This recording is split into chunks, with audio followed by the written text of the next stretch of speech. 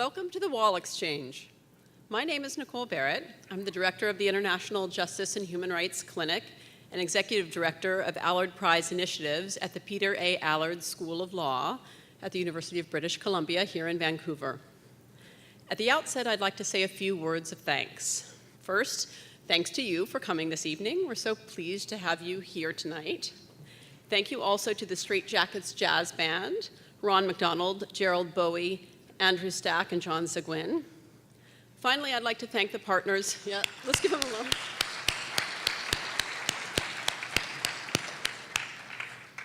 Finally, I'd like to thank the partners for this event, the Vancouver Institute, the Georgia Strait, and the Tyee.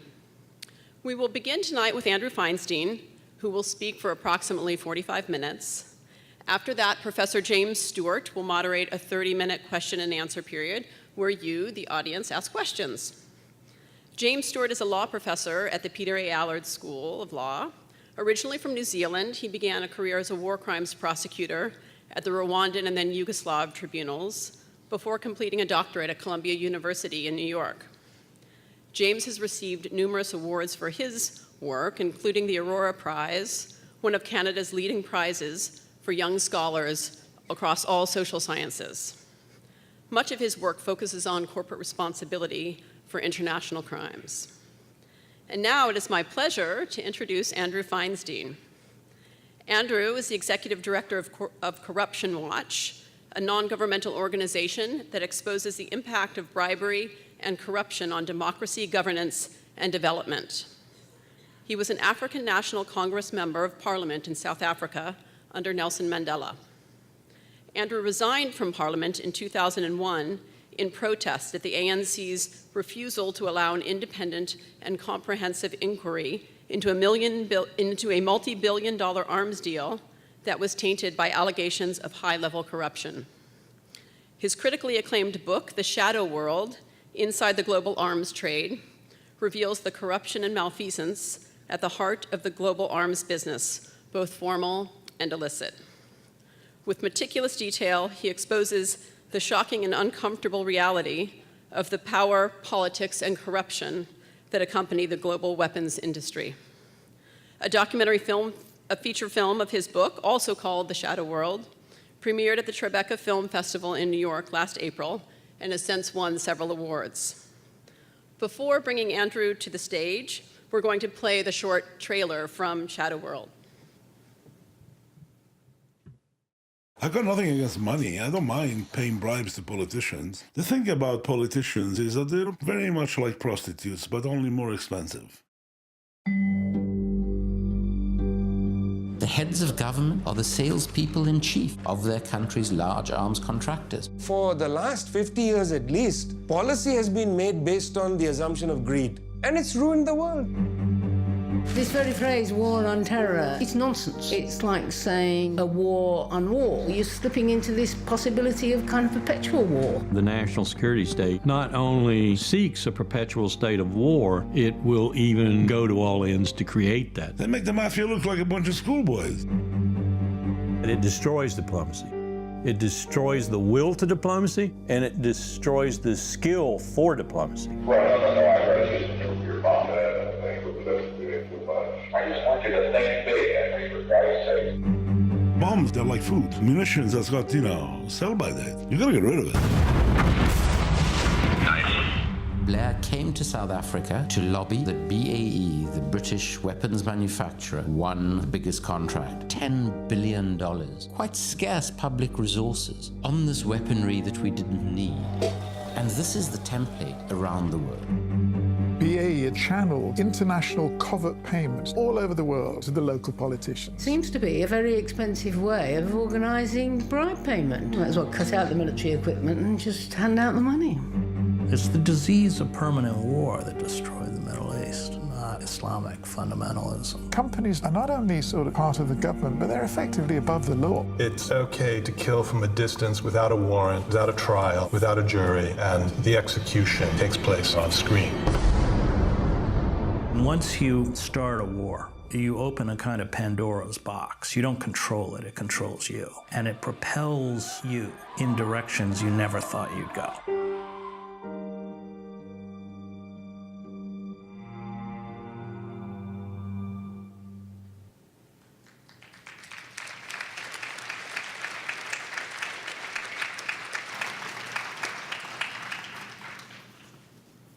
Good evening. It's a great pleasure to be here, not only because I spend most of my life in the company of people like Riccardo Privatera, who you've just seen on the film.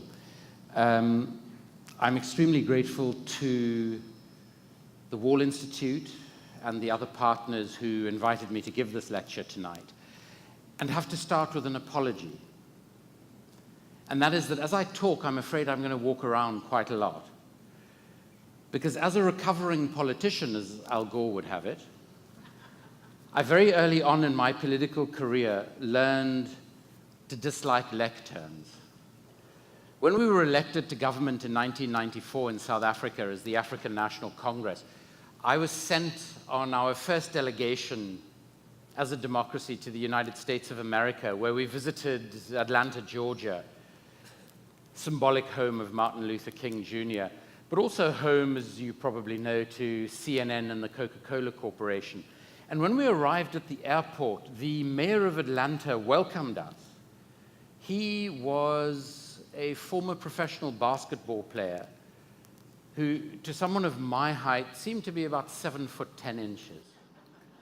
And he welcomed us from behind a podium that was an illuminated Coke can. My boss, a prominent South African politician by the name of Tokyo Sexwale, asked me to say a few remarks in thanks. So I walked up the back of this Coke can, said a few inane things, and wandered back down and said to Tokyo, "So, Chief, was that okay?" His response was, "Well, what you said was fine. Unfortunately, all we could see sticking out of the top of the Coke can was an incredibly sweaty, bald head." So I'm far happier without any encumbrance between myself and yourself. Thank you, too, for being here. What I would like to do is sketch out the basic contours of the global arms trade, a trade that is obviously an important dimension of national defense, a tool of foreign policy, and a contributor, albeit vastly overstated, to the economy. The arms trade has profound additional impacts on the world, from the enabling, fueling, and perpetuation of conflict and repression, the undermining of development and economic progress, to the corrosion of democracy. But most fundamental, I will argue that the trade in weapons and the way it is structured makes us far less safe.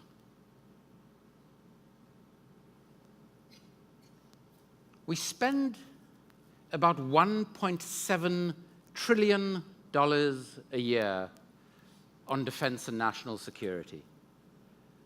That's about $235 for every person on the planet.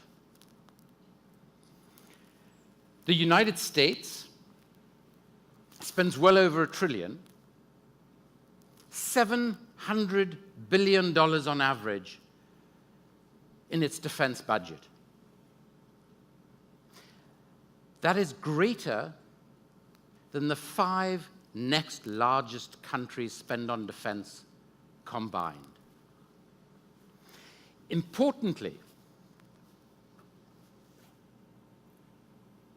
the trade in conventional arms, both big and small, is actually only worth about $60 to $120 billion a year, a fact that I'll ask you to keep in mind. Unsurprisingly, the US produces between 1/3 and 40% in any given year of all weapons produced in the world. Canada exports weapons to and imports weapons from the United States of America in a completely uncontrolled and unreported manner. So much like China, North Korea,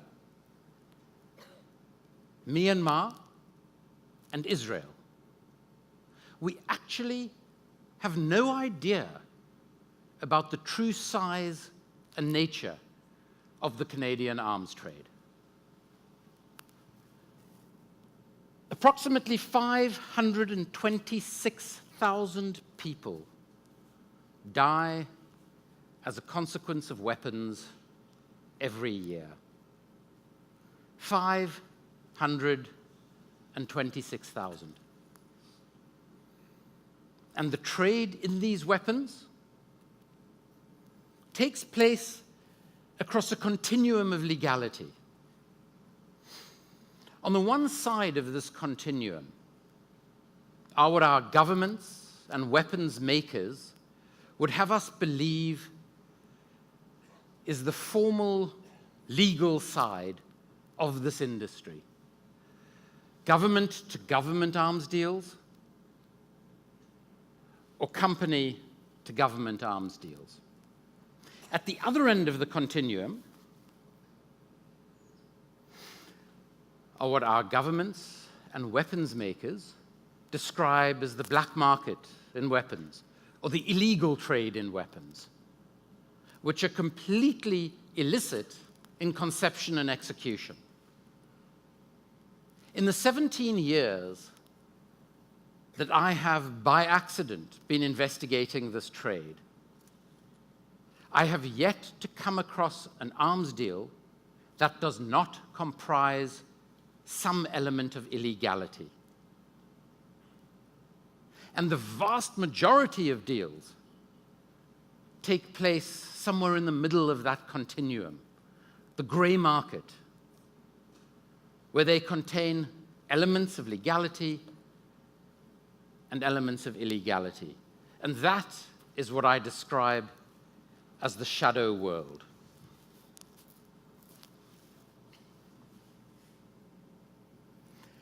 Now, the reason that the shadow world is so preponderant is because any arms deal is a consequence of an intertwining of legal affairs of state, of covert aspects of foreign and defense policy, and of the very people who populate the so-called black market. So, amongst the arms dealers I've interviewed over the years, people who, to give you examples, have amongst other things suggested that if only Hitler had the opportunity to complete his work, the world would be a far better place today.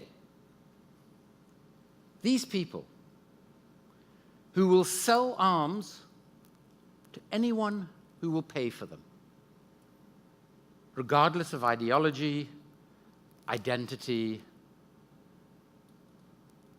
or affiliation to a nation state. These same people are the very people used by our governments and our defense contractors to conclude the illicit side of their own arms deals. And importantly, that illicit side constitutes two key components. On the one hand, the regular violation of United Nations arms embargoes. And Professor James Stewart, who you will meet a little bit later on, with a research team here at UBC, calculated up until early 2011 that there had been around 502 violations of such arms embargoes, of which 2 led to any form of legal accountability. 1 led to a prosecution and conviction. And what this tells you is that this trade operates in something of a parallel legal universe, where those engaged in it seldom face the legal consequences of their actions. And the primary reason for that, which is crucial to an understanding of this trade, is that the manufacture, buying, and selling of weaponry is a consequence of remarkable collusion between our governments, often publicly listed corporations, as most of the weapons manufacturers are, other arms of state, including the military and intelligence services, often foreign affairs departments, the intermediaries, what you and I understand as arms dealers, agents, or brokers. And crucially, everything that they do in this trade takes place behind a national security-imposed veil of secrecy, meaning they will do things in this trade that they wouldn't dare do in any other sector of the economy.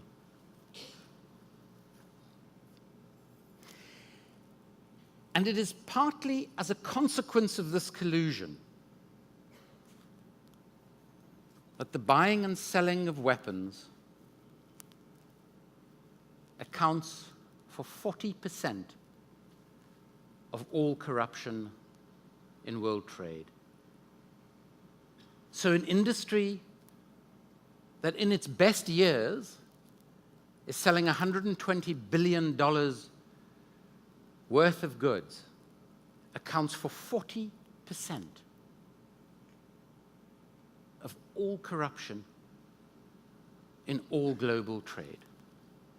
This figure was identified by Joe Rober, a former oil industry intermediary who, able to retire quite early as a consequence of the work that he had done, wanted to shed a light on the opaque trade in natural resources.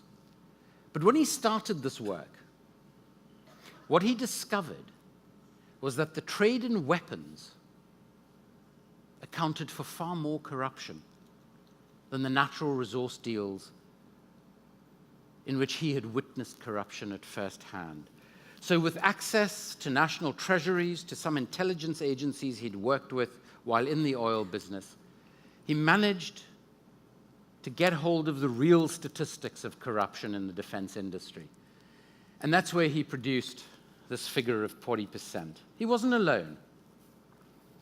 The US Department of Commerce decided to take an arbitrary 5 years of economic activity and identify all of the corrupt transactions which involved American companies during this 5-year period. 53% of those transactions were in the defense sector. The IMF has identified a strong and robust correlation between levels of defense spending and levels of corruption in a society.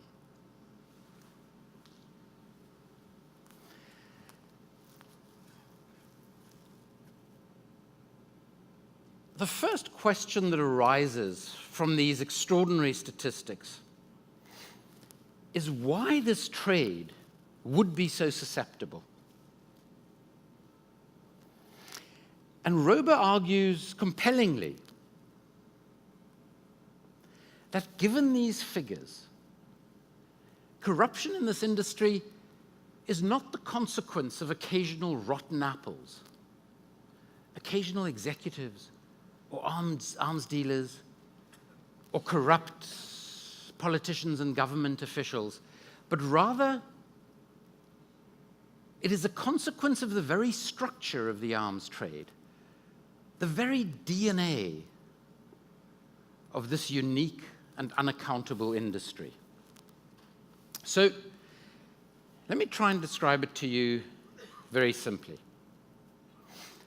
There are in any given year between maybe 6 and 15 major weapons deals in the world, each of which is likely to be worth tens of billions of dollars to the companies involved and to the countries involved.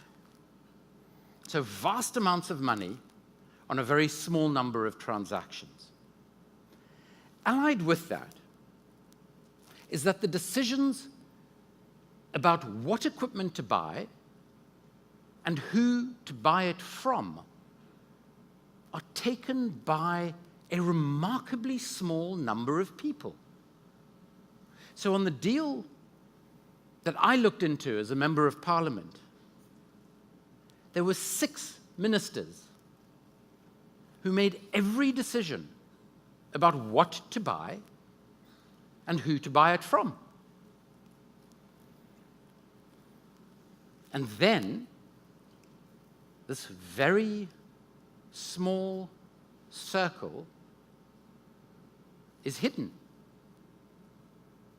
behind the veil of national security imposed secrecy.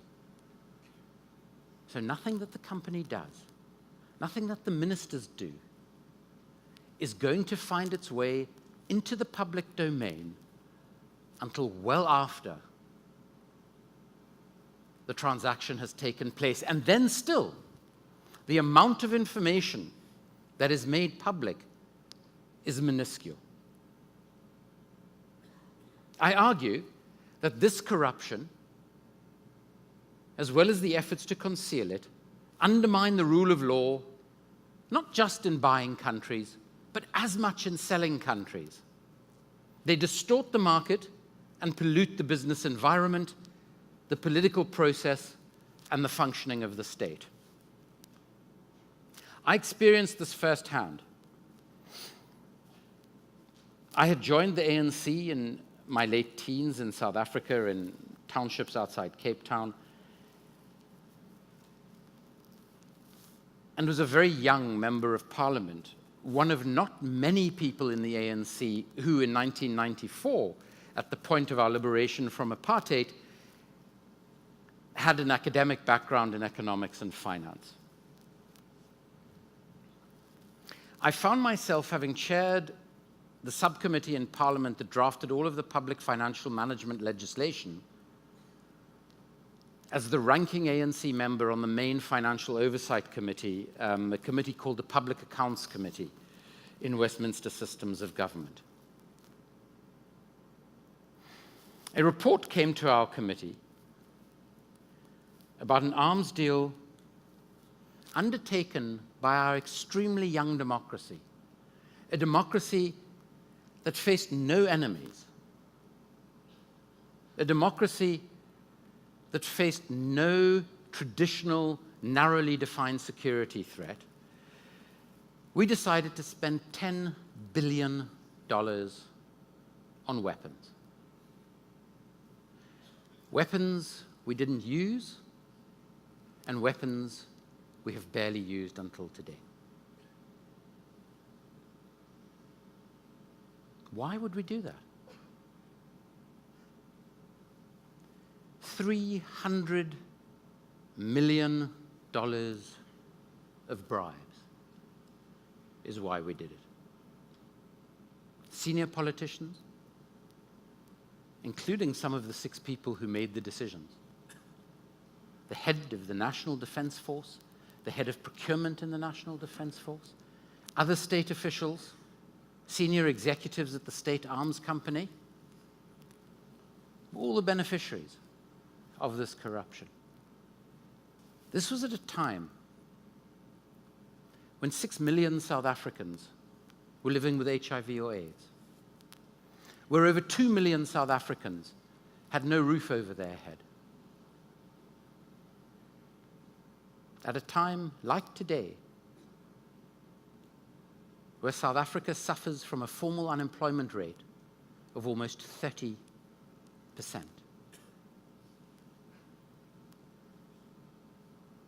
But, according to our then President, Thabo Mbeki, Nelson Mandela's successor, we could not afford the fiscal resources to provide antiretroviral medication for those people living with AIDS who couldn't afford private health care.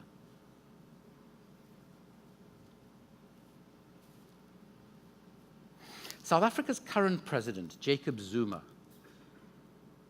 faced 783 counts of corruption, fraud, and racketeering in relation to the deal. The charges were dropped by an acting head of prosecutions in the country a few weeks before Zuma was elected president. A few weeks after the election, that same person was made a High Court judge. It was the moment at which the ANC, a remarkable, extraordinary liberation movement that had counted Chief Albert Luthuli, the first African recipient of a Nobel Peace Prize, amongst its leaders, that had seen Oliver Tambo lead the organization, Walter Sisulu, Nelson Mandela. That organization, since that point, has been engulfed in corruption, as has the South African state at every level.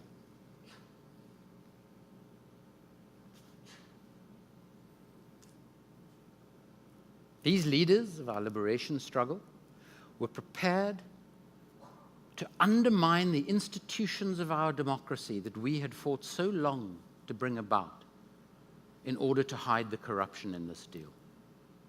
So when I try to investigate it, to cut a very long story short, I was threatened with removal from Parliament.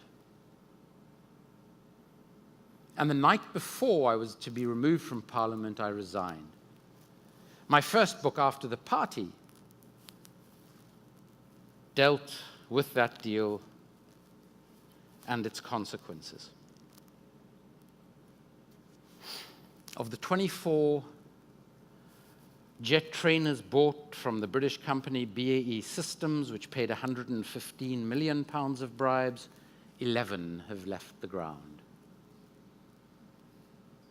Of the 26 jet fighters bought from the Swedish company Saab in partnership with BAE, 14 have never left the ground because we can't afford to fuel them, to train the pilots to fly them, and because we have absolutely no need of them. But far worse than that is the reality, according to the Kennedy School of Government at Harvard, that in the 5 years following that arms deal, because of the policy choice that was made, 362,000 South Africans, a conservative estimate, died avoidable deaths from HIV or AIDS. 52,000 babies every year were born HIV positive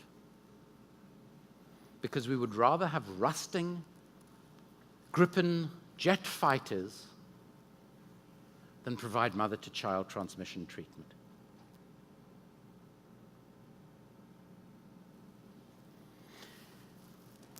And what of the companies who corrupted this young, naive democracy? BAE Systems, the pride and joy of British manufacturing.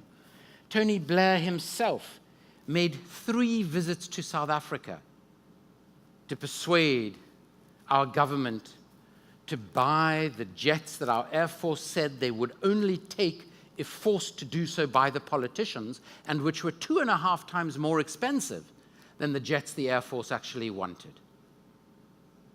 The royal family, headed by the Queen, who we found out 2 days ago, stashes at least £10 million in offshore secrecy jurisdictions, sailed the then royal yacht Britannia to Cape Town Harbor and invited those 6 ministers to dinner to persuade them of the value of these planes, or maybe to explain to them what £115 million look like. The United Kingdom's Serious Fraud Office investigated BAE on that and 8 other deals where they were paying bribes of similar proportions at virtually the same time. All of those deals having been personally championed by Prime Minister Tony Blair. The Serious Fraud Office settled with BAE, who had to admit to one count of accounting irregularities in the smallest deal,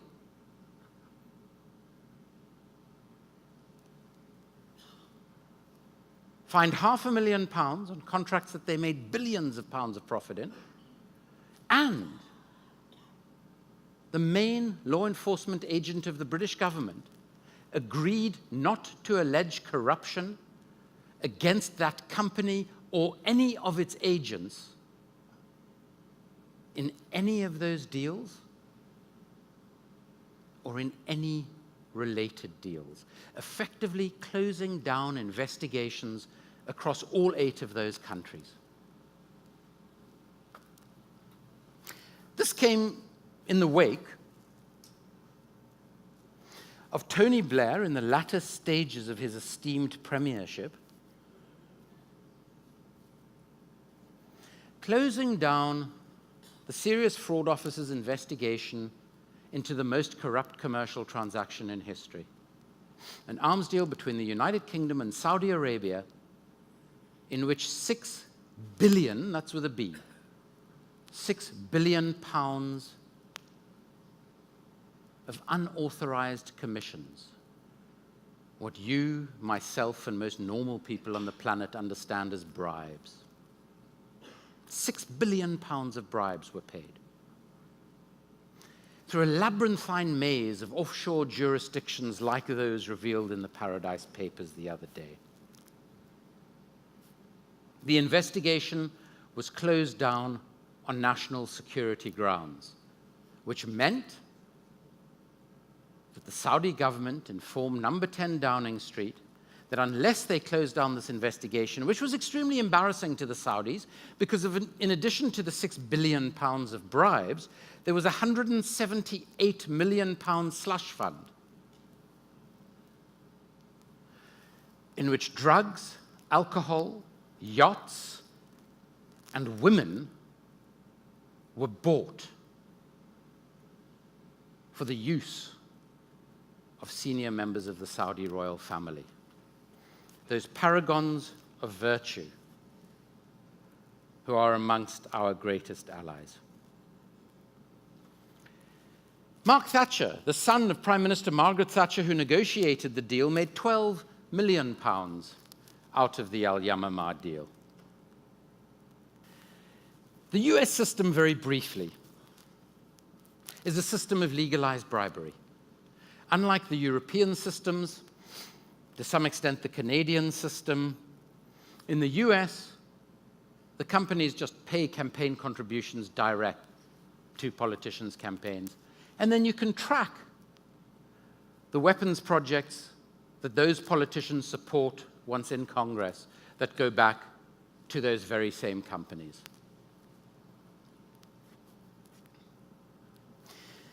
The extraordinary thing is, every year, on average, 84% of retiring generals at the Pentagon go into senior executive positions in the very defense companies to whom they've given contracts throughout their careers, earning salaries that dwarf their earnings, often of their entire military careers. So while they're in those careers, it's fairly important to keep those contractors sweet. And this is why we have extraordinary weapons projects like the F-35 jet fighter, which has recently been offered to Canada. A jet that Pierce Spray, a former Pentagon aerospace design engineer who appears in the film, describes, and excuse his language, as the biggest piece of crap of any jet fighter produced for the United States military. But it'll cost the American taxpayer $1.5 trillion and is of no value to the US in any conflict that it is currently engaged in or likely to be engaged in for generations to come. And this is the first way in which the trade makes us less safe. spending gargantuan amounts of money on equipment we don't need, which means we are spending on what we do need.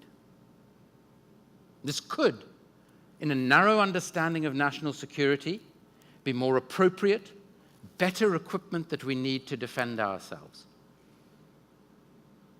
Or it could, if one takes a broader approach to sustainable security, include vastly increased expenditure on climate change, on inequality, and all of its myriad consequences, both at home and around the world.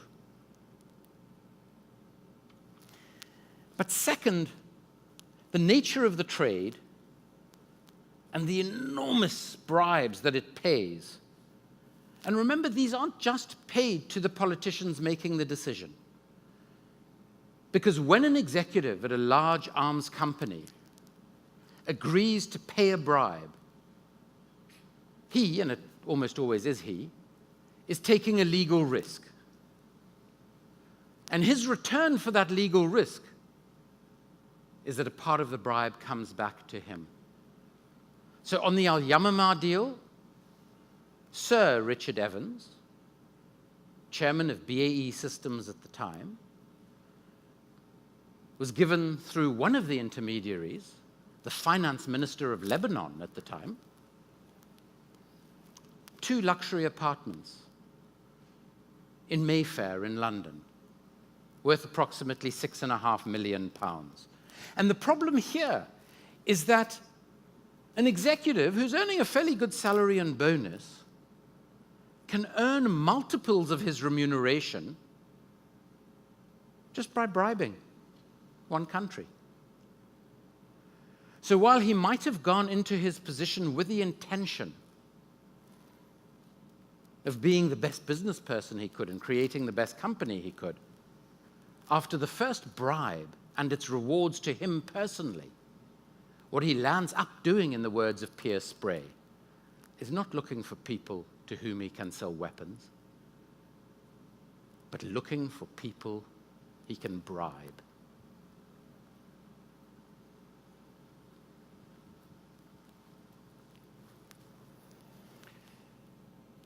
But the size of these bribes ensure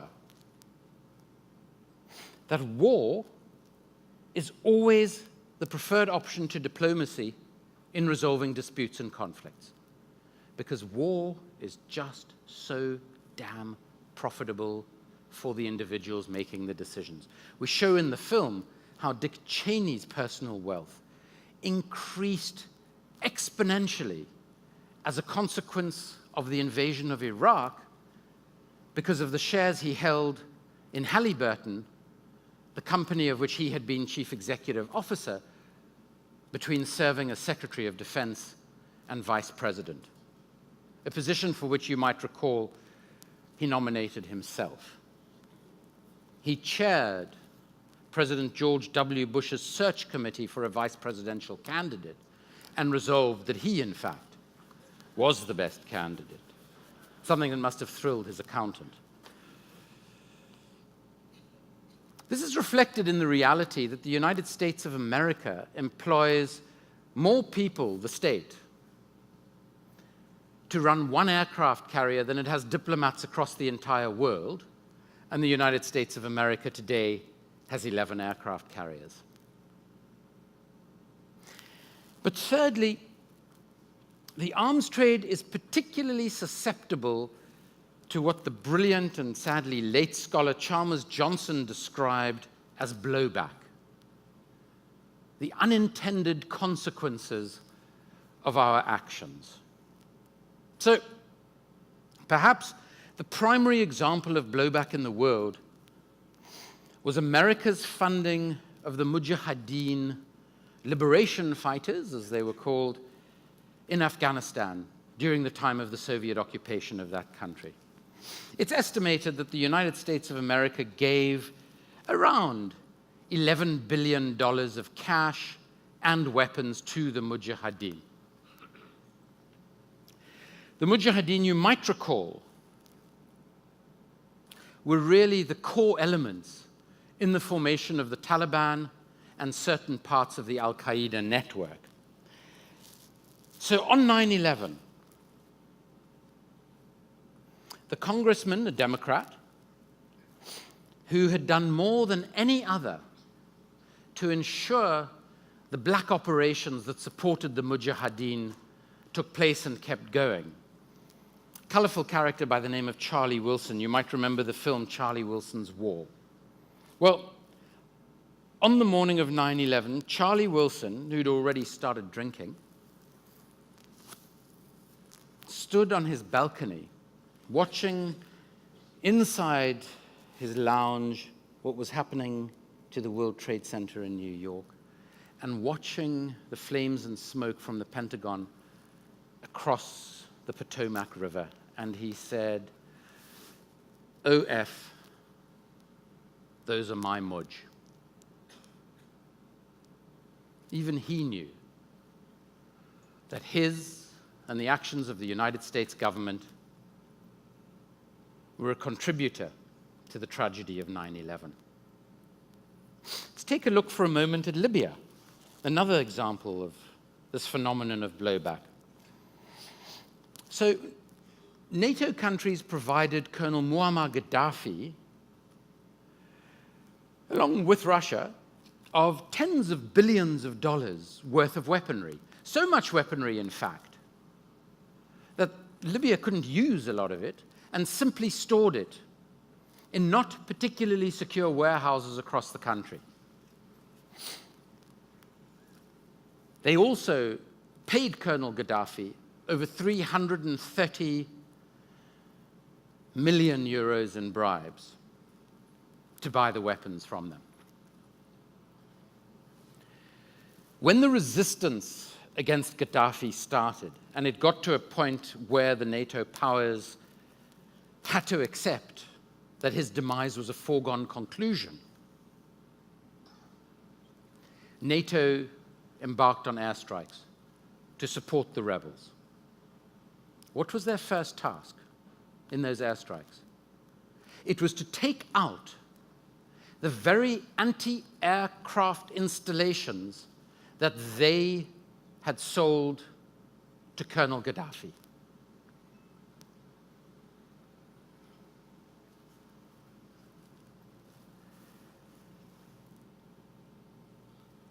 And unfortunately, literally within hours of Gaddafi's ignominious demise, the warehouses containing the balance of the NATO munitions were looted. Not just by the rebel militias, not just by elements of the armed forces still loyal to Gaddafi, but by ordinary citizens. So that within days of the fall of Muammar Gaddafi, the amount of weaponry available in the MENA region increased exponentially at ridiculously low prices.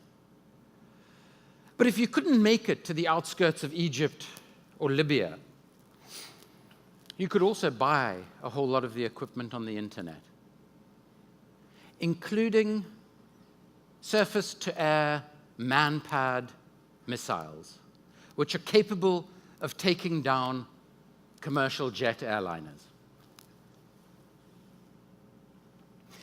The reality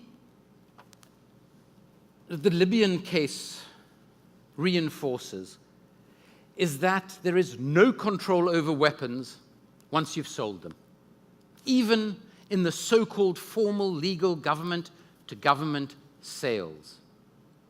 Once you've delivered them, they are out of your hands, and it doesn't matter what anybody has signed up to, what they've promised you on the royal yacht Britannia, or in their desert tents over illicit liquor. Of course, the way in which countries swamp conflict zones with weaponry doesn't exactly help. Weapons from Cold War proxy conflicts in Angola, Latin America, and elsewhere are still circulating around these regions, making weapons unbelievably cheap and easily accessible. In South Africa today, one can go to a township drinking hall known as a shebeen, and along with your poison of choice, you can buy an AK-47. It's a bit pricier than your drink, and I would argue even more harmful. Add to this the almost complete lack of control of US weaponry in Afghanistan and Iraq, for instance, where 8,000 Beretta handguns were sent from Italy to the US forces in Iraq, never arrived, and were soon being used against US military personnel in Iraq. It's therefore little surprise that virtually any group of whatever size, as long as it has some ready cash, can access weapons pretty much anywhere in the world. And this is exacerbated by the reality that many arms dealers, both the friends of presidents and prime ministers, as well as the so-called bottom feeders, the less sophisticated thugs, like Mr. Privatera, who you saw earlier, most of them are intelligence assets, not just for one country, but for numerous countries, often countries in conflict. So when I sit with some of these arms dealers, I initially used to say to them, first of all, are you sure I can quote you on this? Because you do not want to get on their wrong side. When they say, of course you can, I would initially ask, but why? But how? And they would say, well, do you think if the world's biggest defense companies, if the world's biggest weapons producers wanted me in jail, I'd be sitting here talking to you today? I'm far too valuable to them, both in the weapons transactions I do and the information I can provide to them. The ultimate blowback, though, is the war on terror, as it was once called. As an arms dealer in the film, again, Ricardo Privatera says, what better way to sell weapons than to have a perpetual war against an ever-changing enemy that can never be won? The defense contractors simply identify how their current equipment, their current weapons systems are absolutely essential for the new war on terror. And then they'll develop a few new, usually fairly expensive weapon systems for a few of the new tasks. And, as usual, they're not usually fit for purpose. So, after the tragedy of 9/11, one of the big weaknesses of US Homeland Security that was identified was the equipment and readiness levels of the US Coast Guard. So, a $10 billion contract was given to Lockheed Martin to produce a whole range of new equipment for the Coast Guard. In the 10 years that followed, for the just over $10 billion, they managed to produce one vessel. And when they launched said vessel, its hull cracked. So 10 years on, over $10 billion of public money later, the US Coast Guard was in no better position than it had been on the morning of 9/11. But the very notion of a war in terror is an oxymoron. Our greatest ally in the Middle East, you have a choice of two, Israel or Saudi Arabia. I don't have time to look at Israel, but we can certainly do so in questions if you would like. But what about Saudi Arabia? One of the most corrupt countries on the planet. Prince Bandar, son of the Saudi defense minister at the time, and Saudi's ambassador to America at the time of the Al-Yamamah deal, received just over £1 billion in bribes from BAE Systems and the gift of an Airbus jet painted in the colors of his favorite American football team for his personal use.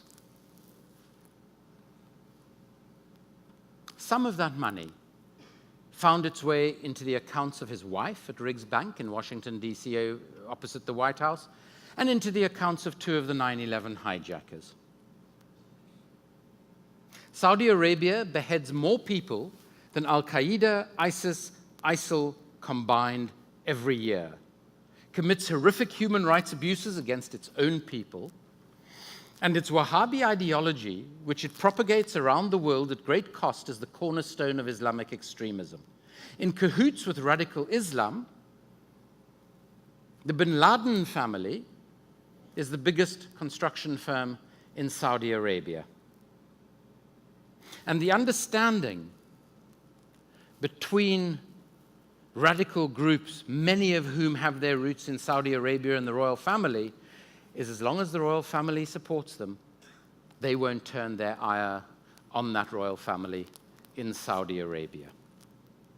We sell this fine nation more weaponry than anyone else besides ourselves on the planet.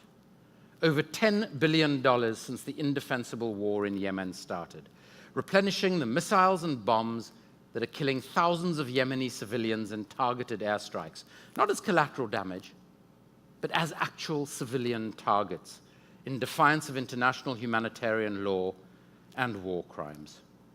In this all-encompassing war, figuring out who we are and are not at war with is extremely difficult. Iraq was invaded because it was a supporter of Al-Qaeda and had weapons of mass destruction, both patently false. In fact, outright lies to justify a war that has brought even greater immiseration and suffering to that country. But after the invasion, Al-Qaeda developed and grew a substantial presence in Iraq. In Syria, Al-Qaeda groups on the one hand are supported by the US and the US's proxies such as Saudi Arabia and the Emiratis, and change their names regularly to distance themselves from Al-Qaeda, but retain their links to the network and their modus operandi. And like in Afghanistan, their allegiances change. So we have given money and weapons to groups who then turn on us. Laughably, we have provided weapons to some elements in Al-Qaeda who we are supporting, who are associated with other elements of Al-Qaeda in Yemen who we are fighting, and we cannot understand how the weapons get from Syria to Yemen. Because nobody would accept a few dollars to transport weaponry across that inhospitable terrain. The elision of farcical geopolitics and an out-of-control arms trade ensure that these conflicts endure, are excessively bloody, and make us, not just in the world at large, but at home as well, no more safe. As I conclude, let me give you just one more example. And it relates back to Libya. During the recent British election, a young man of Libyan descent exploded a bomb in a music concert in Manchester, killing a number of mainly young concertgoers. He was well known to British intelligence because British intelligence had worked with his father in establishing a militia in Libya to fight Muammar Gaddafi, to whom we were selling weapons. And father and son traveled regularly between the United Kingdom and Libya. The son was radicalized by this very militia.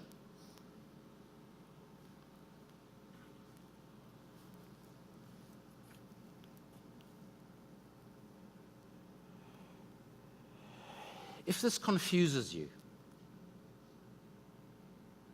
you are not alone. But for many, this confusion is deadly. What we are doing in Yemen today, and I say we because the country where I live, the United Kingdom, the United States of America, and Canada,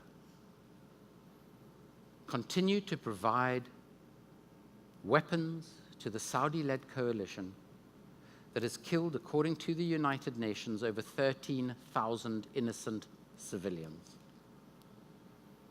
And when the bombs and missiles are dropped, it is us, our weapons companies, who are making the billions by replenishing them. And finally, just bear in mind that these companies engaged in these actions are subsidized by our tax dollars. In fact, most of them would not survive in business as going concerns if it wasn't for the state subsidies, because they are appallingly run companies, and it costs so much state subsidy to employ a single person in the defense sector that we could create between 3 and 7 equivalent level jobs in more productive, more socially acceptable manufacturing sectors if there was the political will to do so. And what is next? As Tony Zinn, former Central Command commander, said, if you liked Iraq, you'll love Iran. According to Lawrence Wilkerson, Chief of Staff to Colin Powell, that is a 10 to 14-year, $3 to $4 trillion invasion, at the end of which the world, Western Asia, will look not much different than it does right now. It'll still be in turmoil, still be in chaos, and 70+ million Iranians will hate our living guts. What's not to love? And the irony is that reforming this trade would be incredibly easy if only there was the political will to do so. But with a combination of pressure from ordinary citizens like you and I, we can change this industry that is undertaken in our names and with our tax dollars, an industry that counts its profits in billions and its costs in human lives. For unless we do, the trade in weapons will continue to make the world a poorer place, a less democratic place, a far more corrupt place, and most bizarre and tragic of all, a far, far more dangerous place. Thank you very much. Fantastic. Well, ladies and gentlemen, my name is James Stewart, and I have the great privilege to moderate a conversation with Andrew Feinstein now over the next 35 minutes. There are 2 ways in which you can participate in this conversation, because it's an audience-initiated discussion. The first is by coming and forming queues at the 2 microphones here on my left and on my right. And the second is online, if you're watching live, using the hashtag WallX, and I have a screen here which I can ask the questions from. Now, the rules of the road are these. Please make your questions brief. And what that means is, if at any point you find yourself inhaling while asking a question, you've gone too long. The difficulty about this rule is that I probably have to adhere to it myself in asking the first question, so here it is. Andrew, given the very serious consequences you point to in the global trade in weapons, why is there so little attention paid to it, do you think? Well, first of all, in terms of the attention paid to it, one of the reasons I wrote The Shadow World is because while I was writing after the party, which obviously came out of my own personal experience of the impact of the trade on one country, one very young democracy, I discovered extraordinarily that there hadn't been a book written on the global trade in arms since 1979, when a brilliant British writer by the name of Anthony Sampson wrote a book called The Arms Bazaar. And there are a number of reasons for that. First of all, the information is incredibly difficult to access. because so much of it is covered by national security secrecy. So we've probably over the years made 12, 13,000 freedom of information submissions around the world. We've never got any other answer other than this is a matter of national security, therefore we can't provide the information you request.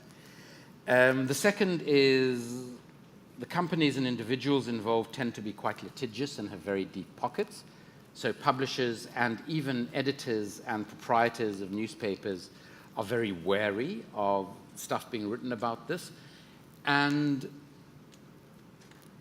the third is it sort of fell off the political agenda for quite a while. There was obviously during the 60s and 70s a very real concern with nuclear disarmament, quite correctly. And a lot of the activists around conventional weapons got involved in that, and this became a somewhat neglected field. But I'm hopeful in that over the 17 years I've been doing this work, initially involuntarily, I have seen a significant increase in the amount that is being written, that is being spoken, and that is being shown about the global arms trade. Wonderful. Well, thank you. I see we have a queue of people here on our right. Please. Hi. Thank you for your talk. I have a question. You've talked about arms trade as a very general concept. I was wondering if you can say a little bit more about how nuclear weapons play a part in what you've seen and what you've researched. And also a brief second question, because my research is going into that area very much. I was wondering if you can give me a heads up about what sort of emotional toll this can take on a researcher. I think you better speak to my wife and children about the last part of your question. In terms of the first part, let me make the caveat that I don't research the nuclear trade, and I'm not an expert in it by any means. And having written a book with almost 3,000 footnotes, I'm very loath to say anything publicly about something that I haven't researched quite comprehensively. But a lot of the characteristics of the global trade in weapons, and I've been talking about conventional weapons, apply as much to the nuclear trade, with the one difference, or the two differences actually, that the nuclear trade, if anything, is even more opaque than the conventional trade. And secondly, that, I mean, quite obviously, the consequences of the nuclear trade are so much more devastating than the consequences of the conventional trade. But I would say that they are both deeply corrupt. There was a story that, if we had the time, I would tell you from the book about a nuclear transaction that ended rather tragically for everyone involved. But at bottom, the perpetuation of the myth of nuclear deterrence and the buildup of nuclear weapons in the world is a consequence of the same lack of political will that has resulted in the unregulated, incomprehensible nature of the trade in conventional arms that we have. In terms of the second question, I often feel on a Friday night when I come home from the office that I need to take a very vigorous sanitizing shower, both because of the information that I'm looking at and because of a lot of the people that I interact with. And I don't mean my colleagues. I think that the emotional and psychological toll would be far greater if I knew what I know from my own personal experience and the years of investigation and was doing something completely unrelated. I think I would find that far more difficult to live with. So the act of engaging in this ongoing investigative work is, I suppose, what keeps me going. And I would like to say what keeps me sane, but there are many people who would question that assumption. Thank you. Well, so as to remain neutral between the left and the right, I think we'll swing to this side. So you have the microphone. Thank you. Is this on? Yes, it is. Yes. Okay. First of all, please keep up the good work. I appreciate it. Thank you. Secondly, my newspapers, which I subscribe, often has these stories about people who make good cookies or muffins and they open up a shop and everybody pitches in. Yeah. But they can't find the weapons business. Yeah. They can't find the weapons business. News, broadcasts, people supposedly who understand the financial world can't find $1.5 trillion business. And yet there must be stock dividends, there must be investors. It is a business. Is there anywhere where people talk openly about this? Well, I would imagine in certain corridors of power. But the reality is it's incredibly easy to not notice the trade in weapons unless you live in Yemen or Syria or Iraq or Afghanistan and many other places around the world. And the extraordinary thing is you will probably find that your own pension funds are invested in defense companies, not just in Canada, but around the world. And there are also individual investors. I happen to own a single share in BAE Systems, which enables me to attend the annual general meeting every year, where I have a delightful exchange with the chairman of the company, who is a great fan of my work, as you can imagine.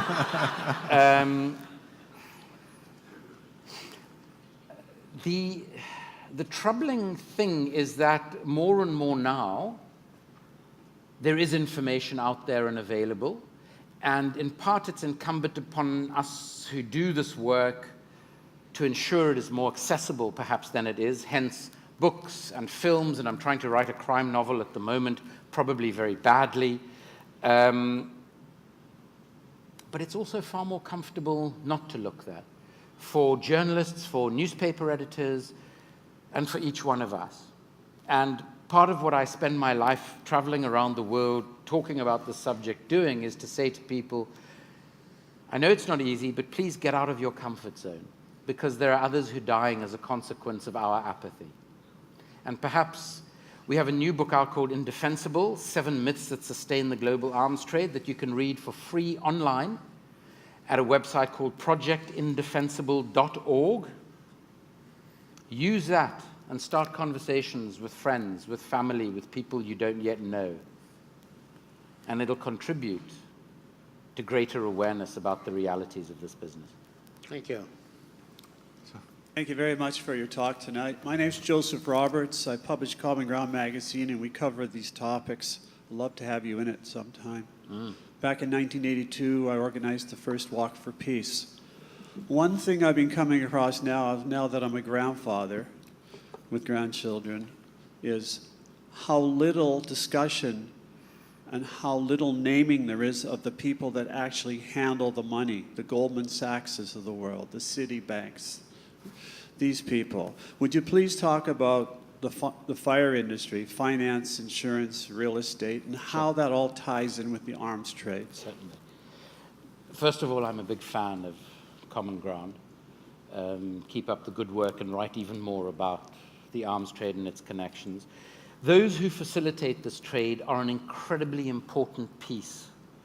And I would very much like, at some point in the future, when I recover from having written this book and making the film, I would like to do a piece on those facilitators.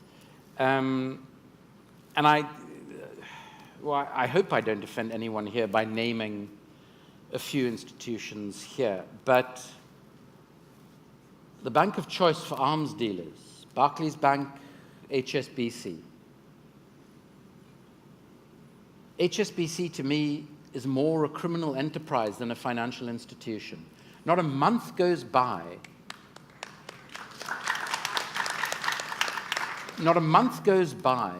in which it is not linked with some new criminal activity. And not only does it still have a license to engage in its activities around the world, but it gets bigger and bigger. Management consultancies, auditing firms who develop the most remarkable myopia when it comes to looking at the accounts of this company. They missed £6 billion of bribes on the Al Yamamah deal. Now that is an achievement. Do their oversight bodies take any action against them? Hell no. And what is the bottom line of all of this? Is that there is good money to be made. And I would ask yourselves to ask your local officials in the city that we are currently in how transparent the money that has increased property prices in Vancouver is. Where does that money come from? Who does it really belong to? And what suffering is it causing around the world? So thank you very much for raising that. Thank you. Sir, you have the microphone. My name is Ivan. I went to your film, The Shadow World, and everyone should see this online or what. My question is, are you directly related to Dianne Feinstein, or you just happen to be just the same name, coincidence? And my second question is, we currently have just little secrets about direct energy weapons. Major push is the people that actually, because we have a missile crisis with the North Koreans, and the direct energy weapons will be the one of the third triads on the space missile defense network. And I rather trade in the nuclear weapons in defense of the new direct energy weapons, more precise and less mass destructive. Yeah. And what they couldn't do is undermine the current strategic triads. So they may not be willing to give up the nuclear weapons, but UN just passed to ban nuclear weapon. Now, what's Correct. the position on that? Would you have any input? So to answer your first question, I have a confession to make.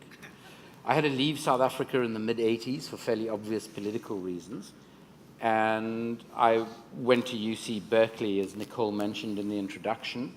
And I used to claim that I was related to Dianne Feinstein, who was at the time the mayor of San Francisco. I thought it would be a good thing. On a campus like Berkeley, it wasn't that great a thing. What was very interesting to me, which relates to your second question, is that at this campus that I was arriving at, thinking it was a radical campus and where Sproul Plaza had recently been renamed Biko Plaza informally in honor of Steve Biko, the extraordinary South African liberation leader who'd been killed by the apartheid state. I discovered that the Lawrence Berkeley Laboratory was at the center of Reagan's Star Wars initiative, which brought quite literally billions and billions of dollars into the Bay Area and was about as effective as my abilities on a tennis court. But nobody pays me for that. There are a plethora of new weapons being developed.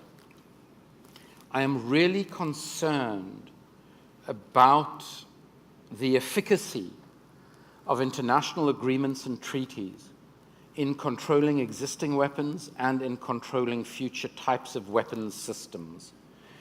And the reason I say that is an international arms trade treaty was passed at the UN in 2014.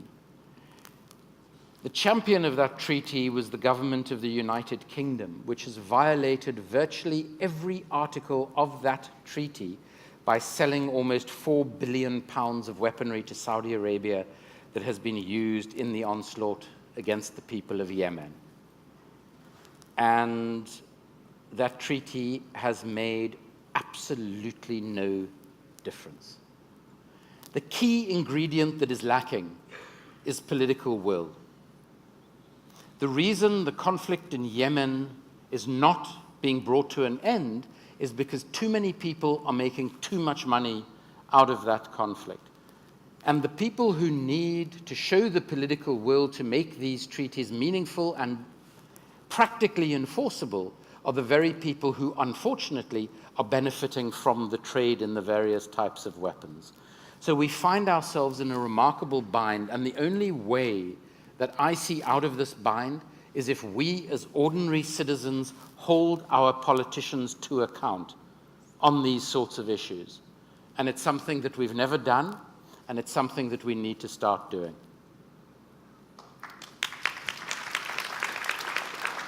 Thank you. So just before we move to the next speaker, I'm going to ask a question from Twitter. Have you ever been asked to accept money to stop discussing these deals?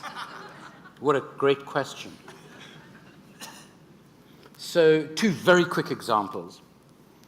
A particular arms company that I've mentioned a few times this evening, that is based in a place called Farnborough, outside London in the United Kingdom, asked for a meeting with me and offered to pay me to help them improve their image in South Africa and Tanzania, where they'd been engaged in the deals I mentioned. I offered to help them for free and suggested to them that they take out full-page newspaper adverts, this was still in those days, in all of the leading papers in those two countries, in which they publish the names of every politician, official, and intermediary who they had paid money to, and how much they'd paid money to them on those deals.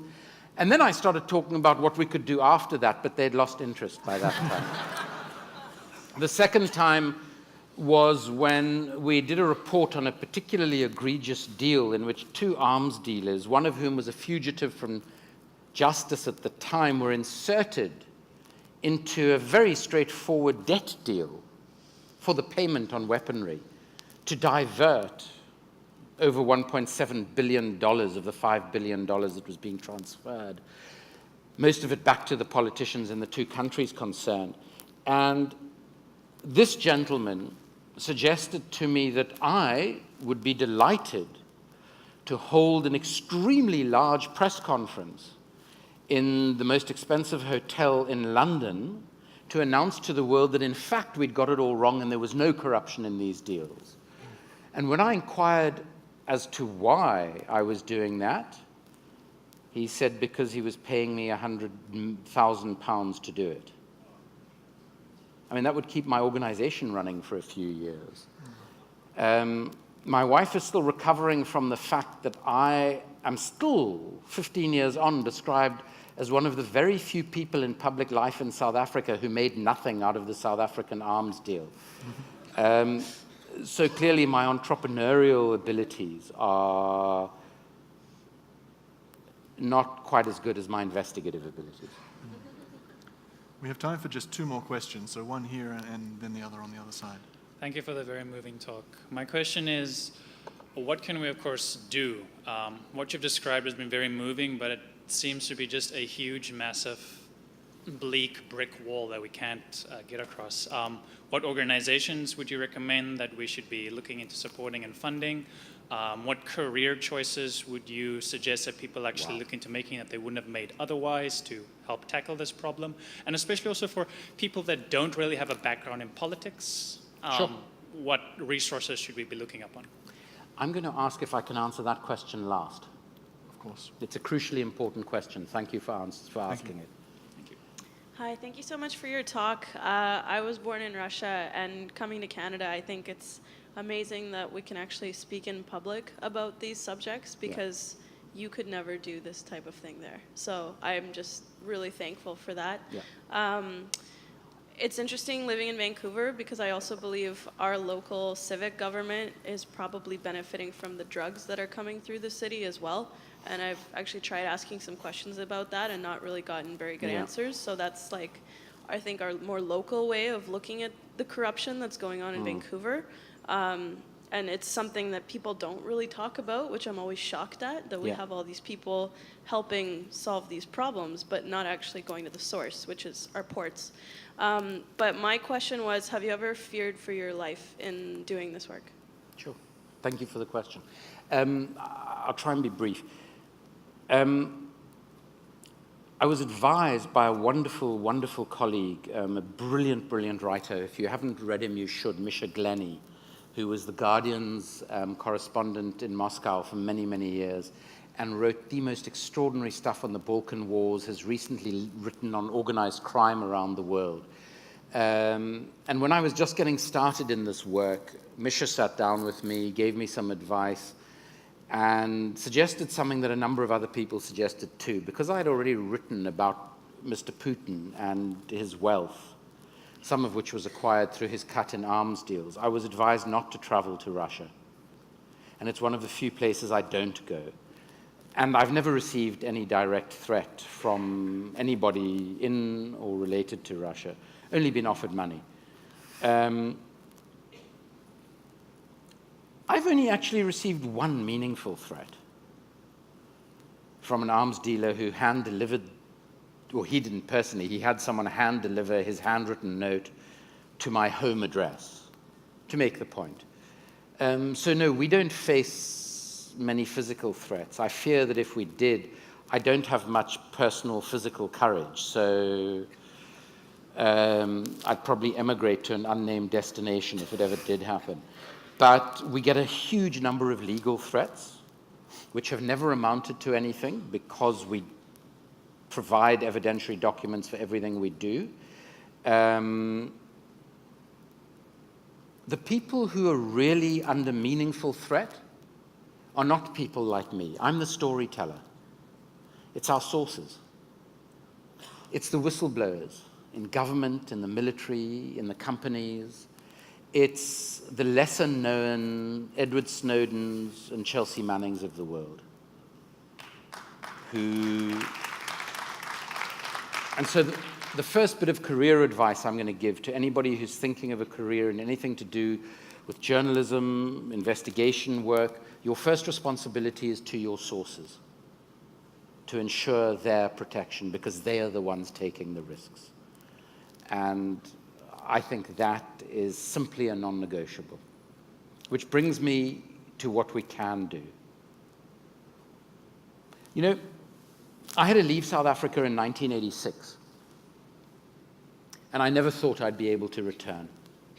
And if someone then had said to me, no, you'll be back in 9 years' time, you'll be an MP in an ANC government under President Nelson Mandela, I would have invoked my first training in clinical psychology and offered them a straitjacket. Because it seemed absolutely impossible and unthinkable. Change happens. And change happens because of the actions of many ordinary people around the world. So first, when it comes to your career choices, I don't earn a lot of money. I probably today earn a fifth or a sixth of what I earned as a member of parliament. But every day, sometimes even before the sanitizing shower, I feel so privileged to be able to do this work.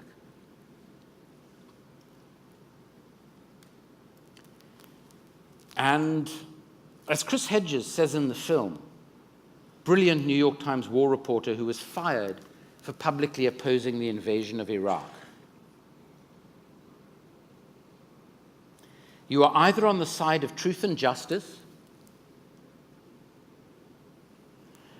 or you're on the side of power.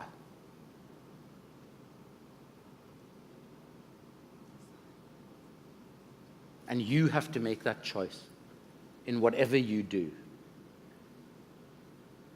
I grew up in a remarkable situation, in a highly politicized society.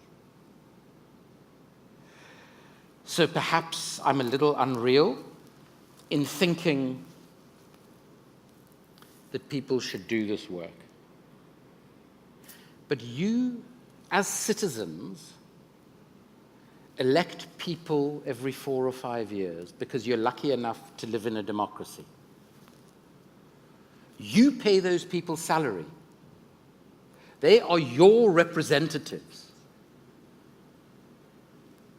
If some of the muck that has represented you in this country over the years reflects the people of Canada, I would be completely astonished. You've thrown some of them out of government. Don't let the current ones get away with saying while they're campaigning that they will stop selling arms to Saudi Arabia, and then they go ahead and do just that.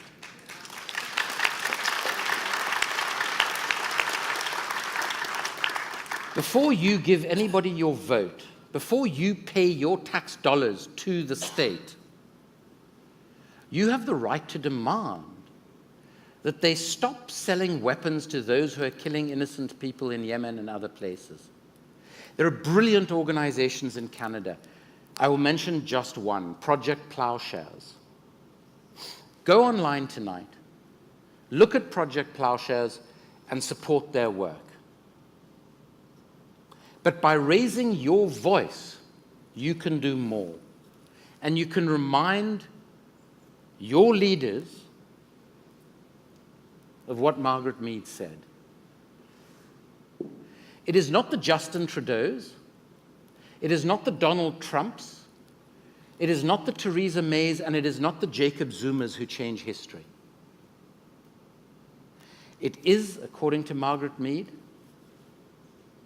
groups of thoughtful, committed individuals working together. It has always been thus, and it always will be. Thank you very much.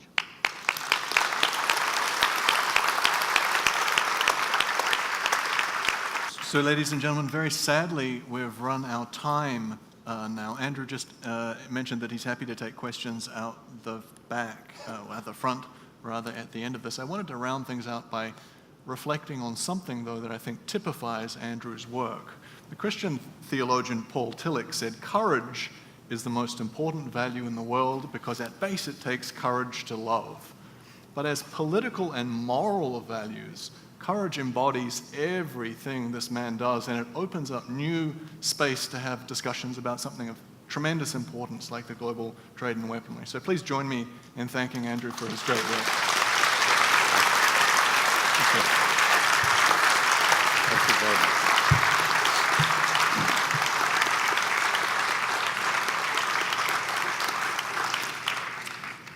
Thank you very much, Andrew Feinstein and James Stewart, for such an interesting, wonderful evening.